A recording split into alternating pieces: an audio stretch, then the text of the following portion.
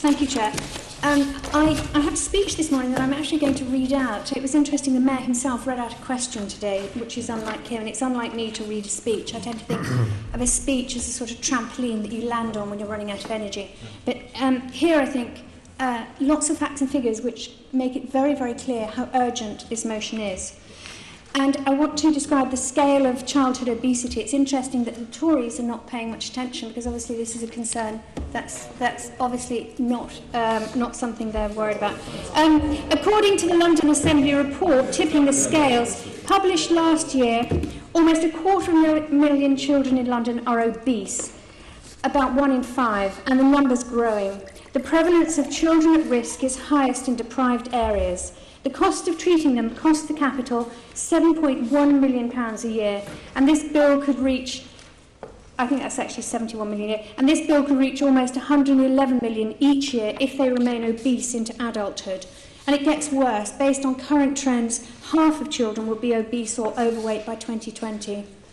And of course, the main causes of obesity are sedentary lifestyles with low levels of physical activity, including high levels of television viewing, which I must admit is my flaw, parental inactivity, and excessive consumption of high-fat, high-calorific foods and sugar-filled drinks. And yet Big Macs, chicken nuggets, fries, sugar-rich milkshakes and Coke drinks will share centre stage with Olympic and Paralympic athletes at the Games in 2012. Next month. And McDonald's and Coca-Cola, the food and non-alcoholic drink companies, will have exclusive branding rights. The marketing message to visitors and the billions of viewers is clear. The association of their brands with fit athletes, the pinnacle of sporting achievement and health and success.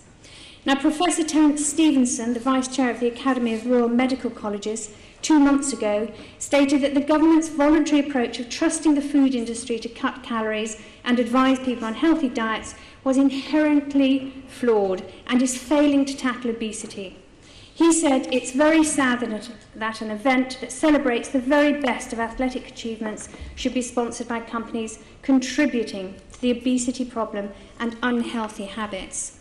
And Amir Khan, the youngest British Olympic boxing medalist at the 2004 Olympics, said of the 1,500 capacity cathedral-like McDonald's at the Olympic Village, the Olympics are a great opportunity to show young people what types of food they need in different aspects of their life. I think this is a mistake. And so this view, I think, is generally shared by the public. Which magazine found that 64% of UK adults they surveyed at the beginning of this year agreed that the sponsors, such as McDonald's and Coca-Cola, undermine the healthy ethos of the Olympics. 60% thought it encourages unhealthy eating and that it makes it harder to tackle obesity and poor diet. So in order to create a healthy food environment for children, particularly amongst those who are already overweight, obese, or belong to the high-risk groups, the growing view is that obesity can only be tackled effectively when sponsors of high-calorie brands and products are excluded from sporting achievement. Restrictions on advertising foods high in fat, salt and sugar already exist on children's television, yet children watching the 2012 Games will have no such protection. So I urge you to support this motion to send a clear message to the 2012 Games Organising Committee and to the IOC. The Mayor of London and government should introduce criteria for the selection of worldwide sponsors for future Games that exclude the selection of sponsors of high-calorie brand and products linked to childhood obesity. Thank you.